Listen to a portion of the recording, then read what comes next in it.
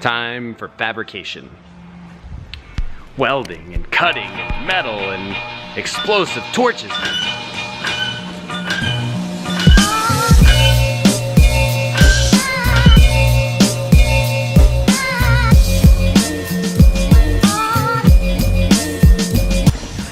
Let me show you guys what I have set up under here.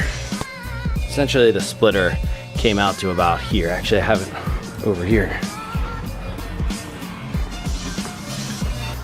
So this is the old splitter right here, but I ran into a couple of issues with clearance and then there was a design flaw in it. So I made these to come off the factory subframe here, and you can see there's a little lip that hangs off the side of the subframe. So I built these mounts. This is made out of aluminum, and I just drilled some holes for lightening up the weight and kind of making it look cooler. I can add some more later. But this is just a 6061 aluminum that I have bolted and off of a piece of iron angle here so that it mounts to this section of the subframe. Mounted the same on this side.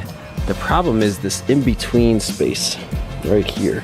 The one mount is here and the other mount is right about there.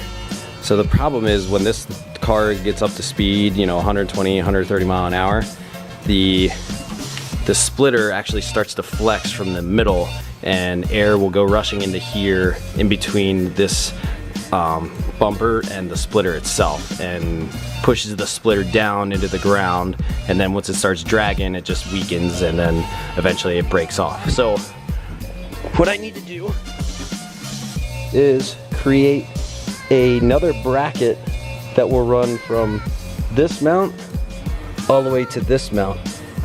My idea is to use this piece of aluminum. This is pretty thick 1/4 inch aluminum, so it should be nice and strong. Shouldn't flex at speed.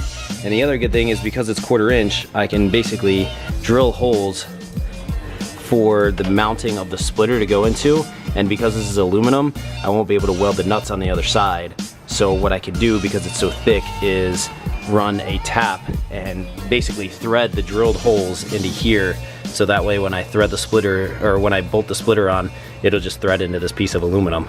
I will grab some cardboard to throw it up there and use it as a template so that I can just take that measurement and transfer it right onto the aluminum, and then cut that out and design it all cool, give it some holes for lightening up the weight of the aluminum, and should turn out pretty sweet. These top hats turned out pretty amazing looking after they dried up. I can't wait to get these on the car. Sorry guys, you guys missed some of the fun because my battery died, but I just charged it up. I am not that much further than when I left. I have a base template, but the template just doesn't look the way that I want it to, so I'm putting it onto the piece of aluminum and just kind of freehanding from there. But I know my measurements and the template gave me a good basis to start with, so check it out.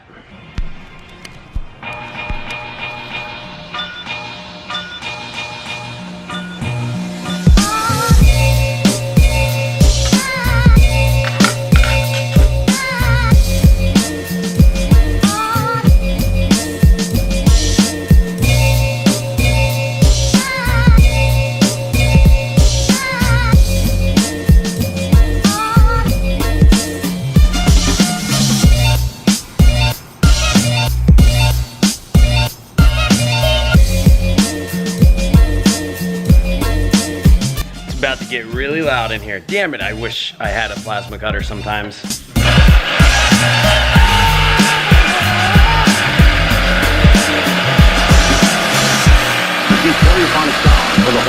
I hate not being right-handed sometimes. To certain sections of the orchestra, as heard from those positions. When played back simultaneously on... I'm pretty much wrapped up for the night. I didn't get all of that piece cut out, but I got a big section of it cut out. It's hard without the right tools. I wish I had my plasma cutter that I'm used to cutting aluminum out with, but it is a start. I just have 3 more sections to cut out, and then I need to clean it up, make it look a little bit more professional. So you can do little tricks. Instead of cutting straight lines like a straight triangle, it's really good to round these corners so that way it just comes out super smooth and super clean. We're finally going back to the garage, even though it's really late at night, and I hope the lighting's good enough so that you can even see anything that's going on here. And I'm just sitting at a red light with one of these stupid no turn on reds, even though there's nobody coming, and as soon as I decide to turn, some cop will come out of nowhere and be like, I'm on my way to the garage and we're gonna pick up where we left off the other day, cutting out that piece of aluminum and then cleaning it up a little bit and getting the mounting point set on the car. Fuel light came on. If you always drive around at a quarter tank or less, you'll be the fastest street racer ever! So light, so fast, that weight reduction, being cheap on the fuel. What certainly helps is not having your engine blown. Not funny.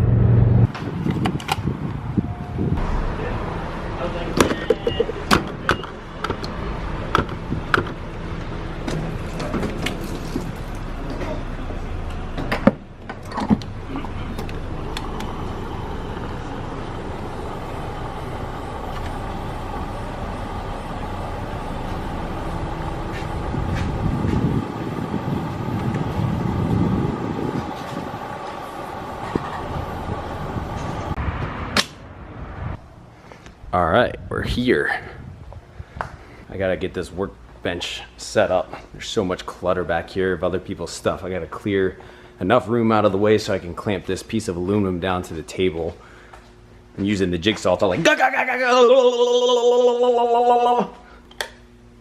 got such a small table area to work with, and I've got to let this piece of aluminum hang off the end of the table so much that I'm a little bit worried about it warping, even though it's a 1/4 inch thick aluminum. But still, after getting leaned on and getting warmed up, that all you need is a trusty big ass C-clamp or a big table clamp, and clip your working piece of aluminum and try to find a spot that is going to be cut out. Try to find a spot that you won't use anymore that's going to be scrap metal. Like right here, this is going to be cut out of my piece of aluminum, so I'm going to clamp down right there onto the table, because this is going to chew into the piece of aluminum like you can see here. This is another scrap piece of metal, so it's not a big deal. Little shavings get in there and it starts grinding into the aluminum, so just make sure when you clamp it down to a shitty piece. Need my eye protection. One time a piece of aluminum went and flew into my eyeball, and I had to go to the emergency room and shit. It was like the most horrible experience of my life. Now I always wear fucking eye protection and ear protection, because it's really annoying to hear jigsaw rattle a piece of aluminum for an hour while I'm cutting it. Oh hey, and just in case you guys didn't notice in the last video, I switched between the cutoff wheel. Hold on, this is bad lighting. I switched between the cutoff wheel and the jigsaw so often, because if you score, basically when you score this piece of metal first with the cutoff wheel, it's a lot easier to go back through with the jigsaw and make the cut a lot easier, because it's already taking that 1/4 inch piece of aluminum and grinding it down to an 1/8 inch, so you can cut through with the jigsaw a lot easier.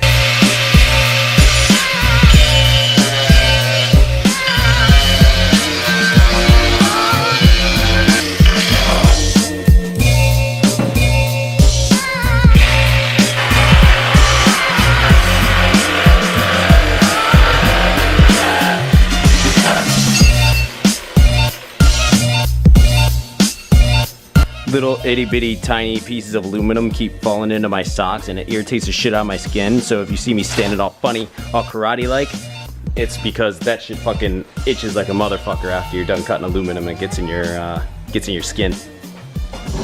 When you use cutoff wheels, if you actually use them, you will eventually grind the material down to a little nub, and you gotta basically replace it with a new one, or a serious oversized one, but this one doesn't fit without the guard on there, and I like the guard on the cutoff wheel because they've blown up in people's faces before, and I'm scared to do that.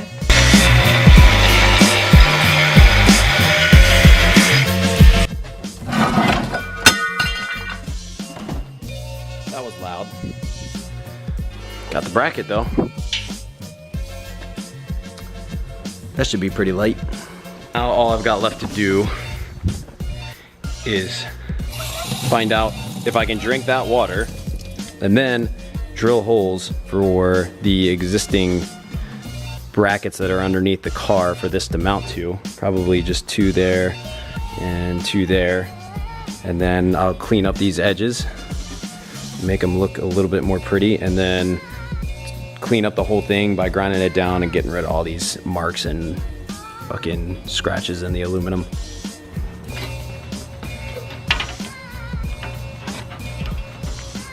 Fits perfect. So now I just gotta drill holes over here and holes over there to mount it to these brackets right here. And gotta figure out a clever way to align these holes that are already pre-existing holes to the blind side of this. So I think we'll use toothpaste or something to leave a mark on this metal right there. All right, well, good news is I didn't actually need to use the toothpaste trick. I love these mounts that I built. We're gonna use our trusty friend, the Sharpie, and my lovely assistant, Jacqueline, Jackie, fucking, I don't know. She's pretty hot though. What I can do, all I have to do is mark with the Sharpie on top of this piece of metal where the holes are in this bracket. Worked like a charm. Fucking love having a drill press too.